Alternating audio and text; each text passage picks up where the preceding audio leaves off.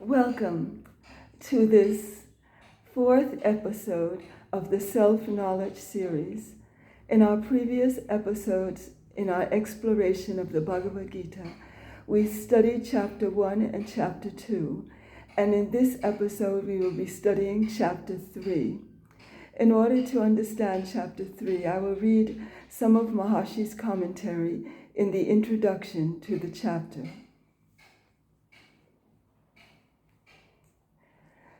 This third chapter presents a practical application of the second.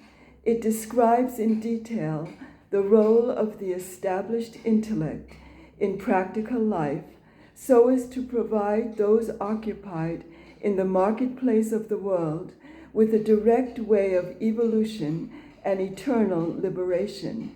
Its teaching is applicable to everyone, whatever his vocation. This chapter develops the seed thought contained in the first 3 words of verse 48 of the second chapter, Yogastha Kuru Karmani, established in yoga, perform actions. This doctrine of karma yoga, the yoga of action, forms the chapter's main theme. Karma is in the field of diversity, and yoga is unity. Therefore, in order to understand karma yoga, one must be as familiar with the unity of life as with the field of diversity. Only by being at home in both fields can one understand the link between them. The teaching of the third chapter is designed to bring this about. But it is important for the student of karma yoga to remember that an intellectual understanding of the teaching of this chapter without personal experience of the real nature of unity can never bring the fruits of karma yoga. The technique of directly contacting the transcendental divine consciousness, as brought out in verse 45 of the second chapter, has to be practiced. Only on the basis of that personal experience is it possible to attain fulfillment in life through karma yoga. The practice of transcendental meditation is essential if the wisdom of this chapter is to be put to practical use. So Maharshi brings out that the wisdom of the practice is very important in karma yoga, because karma means action and yoga means unity. And unless we have that experience of the unified wholeness of life, the experience of pure consciousness, we can't really be completely effective in our action. And now I'll begin with the first question asked by Arjuna at the beginning of chapter 3. Arjuna said, "If thou considerest knowledge superior to action, O Janardana, why dost thou spur me to this terrible deed, O Keshava?" With these apparently opposed statements, thou dost, as it were, bewilder my intelligence. So having made thy decision, tell me the one by which I may reach the highest good. So Arjuna is confused because he still doesn't know which is more important, that the knowledge of the self or that duty to engage in action to overcome those evildoers who are on the battlefield standing before him. So he doesn't know if the knowledge is enough, or if he has to engage in the action of killing his relatives on the battlefield. So he's still in the quandary. He's still in the conflict. He doesn't know exactly what to do. So he says to Lord Krishna, "So having made thy decision, tell me the one by which I may reach the highest good." And Lord Krishna answers him in the following way. The Blessed Lord said, "As expounded by me of old, O blameless one, there are in this world 2 paths, the yoga of knowledge for men of contemplation, and the yoga of action for men of action. So in this chapter, Lord Krishna explains the difference between the two paths. There's the path for the men of contemplation, the men of knowledge, and this is more like the recluse path for those who are not so engaged in activity. And there's the path of action for those who have to live in the world and who are engaged in action. So there are two different paths. The path of knowledge is called Gyana Yoga. Gyan means knowledge. And the path of action is called Karma Yoga. Karma means action. And of course, yoga means unity. And yoga refers to unity with the self.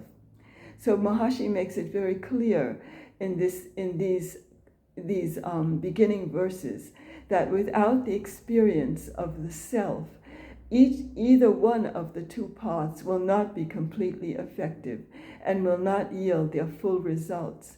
So that practice of transcendental meditation, or the experience of pure consciousness, that experience of the unified wholeness of life, is very important to achieve success on either path, the path of knowledge or the path of action.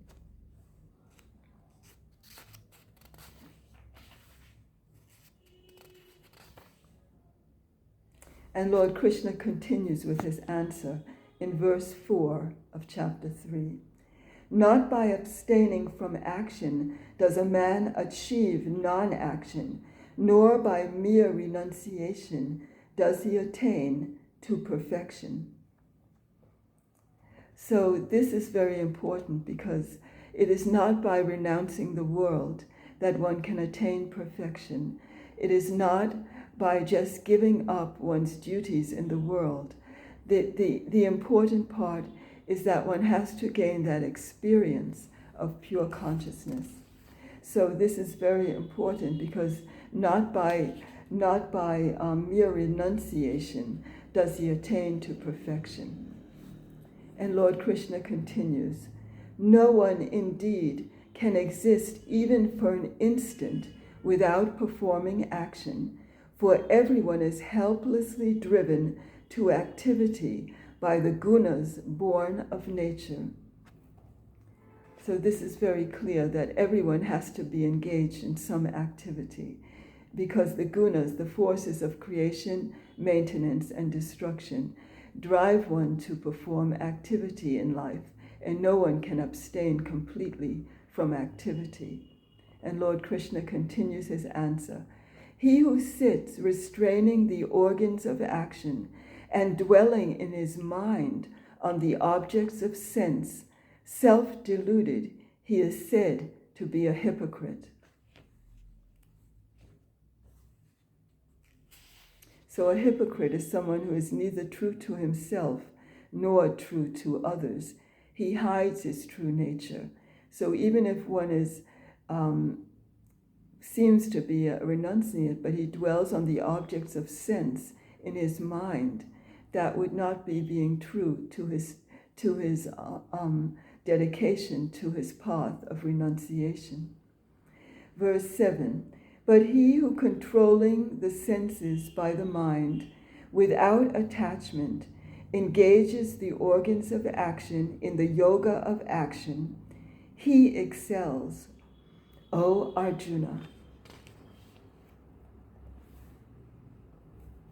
So the yoga of action, or karma yoga, is performance of the action with a skill that does not allow the senses of perception to register overly deep impressions of the experiences. This is when one is functioning in an organized way so that the senses do not remain completely overshadowed by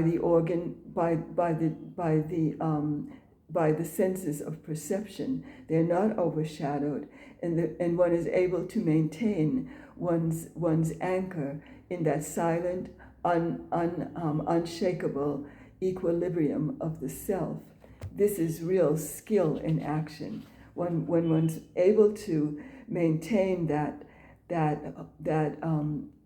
complete, unshakable equilibrium even in the midst of dynamic activity. That's why Lord Krishna says, and I'll repeat that verse again, but he who controlling the senses by the mind without attachment engages the organs of action in the yoga of action, he excels, O Arjuna.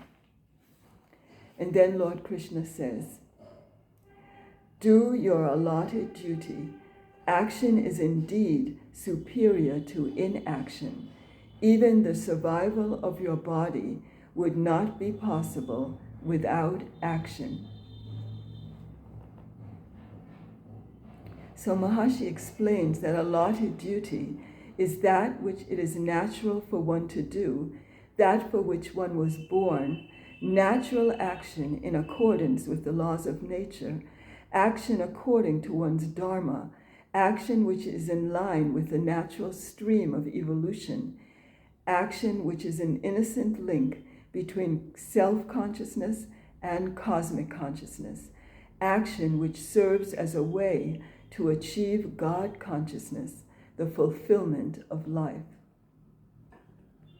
So it's important to know that allotted duty comprises all the actions which enable a man to survive and to evolve. And Maharishi says that action which is not natural will inevitably produce strain and tension, both in the doer and in the atmosphere around him. If the process of action is strained, it interferes with the harmony between the doer and his work, the subject and the object. This in turn hinders the infusion of the divine nature into the field of activity, and resistance is created to the development of cosmic consciousness. So allotted duty is that action which one feels called to do very naturally, and which fills one with a sense of happiness and a sense of fulfillment, and any action which does not cause strain in one's daily activity. And in the following verses, Lord Krishna explains to Arjuna the meaning of yagya. And in verse 9, Lord Krishna says, accepting actions performed for yagya, this world is in bondage to action. For the sake of yagya, engage in action free from attachment. So yagya is any action which is evolutionary, and any action which helps us to evolve.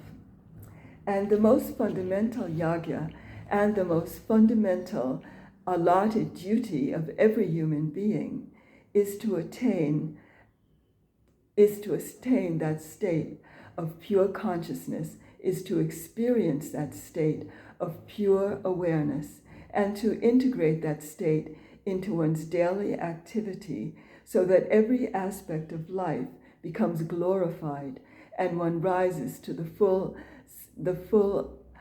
state of liberation, or one rises to that state of God consciousness in which all of one's life is lived in harmony with the will of God. So the allotted duty of every human being is to rise to higher states of consciousness. And the most fundamental yagya is that action which connects the mind with the field of pure awareness, that aspect of life which enables us to experience pure consciousness is the most fundamental level of yagya, because it helps our evolution and it helps life to progress and unfold to its full potential. So yagya, another meaning of yagya, is that it refers to those Vedic rites performed by pundits, which connect the individual with the cosmos so that we can win the blessings of different Vedic deities.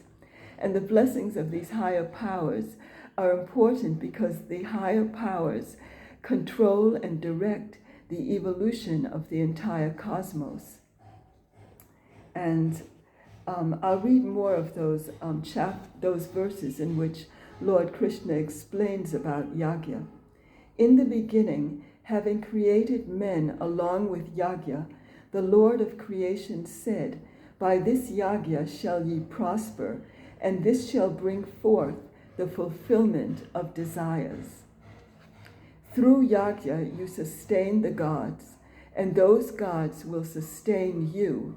By sustaining one another, you will attain the highest good. And the gods, Maharshi explains, that the gods mentioned here are the deities presiding over the innumerable laws of nature which are present everywhere throughout relative life. They are the powers governing different impulses of intelligence and energy, working out the evolution of everything in creation. So this is what we mean by the gods. And what Lord Krishna explains further in verse 12, satisfied by the yagya, the gods will certainly bestow the enjoyments you desire, but he who enjoys their gifts without offering to them is merely a thief. So that means if one gets overly engrossed in the relative field of life and that does not take time to experience that value of pure consciousness by which one nourishes the most fundamental level of life, the level of the gods, if one gets overly engrossed in the relative field of life and ignores that most fundamental field, that unified wholeness of life, then it's like one is a thief. One is only taking care of the surface, the gross level of one's life, and not finding a way to nourish the most subtle level of creative intelligence, the level of pure awareness. Lord Krishna says, "The righteous who eat the remains of the yagya are freed from all sins, but the unrighteous who prepare food for themselves alone, truly they eat sin." The remains of the yagya is the pure bliss which we experience after meditating. After we experience pure consciousness, the bliss that remains is the remains of the yagya. And Lord Krishna says in verse 14, "From food creatures come into being, from rain is produced food, from yagya comes forth rain, and yagya is born of action." No action to be born of Brahma, the Ved. Brahma springs from the imperishable. Therefore, the all-pervading Brahma is ever established in yagya. So this just gives the idea, Brahma is the creator, and this just gives the idea that the creator is established in that field of pure being. So this is the explanation of yagya. And Lord Krishna explains that the most fundamental level of life is that level of pure consciousness. And he who contacts that level of pure consciousness is performing the most essential yagya, that yagya which strengthens the fundamental forces of nature, the innumerable impulses of intelligence and energy that lie at the very basis of life. And these impulses of creativity, energy, and intelligence we can call Brahma, from which all of life evolves and all fields of diversity emerge from that imperishable level of life which lies beyond the five senses, beyond the intellect, beyond the mind, and beyond the finest level of feeling, that level of pure being, and that level of creativity, that self-illuminant level, is the level of Brahma, and Brahma is just another word for the creator. So the creator is ever, it says, Lord Krishna says, Brahma springs from the imperishable. Therefore, the all-pervading Brahma is ever established in yagya. So in that field of the transcendent, pure consciousness. So this is some of the knowledge which has been brought out in chapter 3. And in our next lesson, we'll go more deeply into Lord Krishna's answer to Arjuna. And Lord Krishna will be speaking more about that quality of self-awareness and how that relates to action.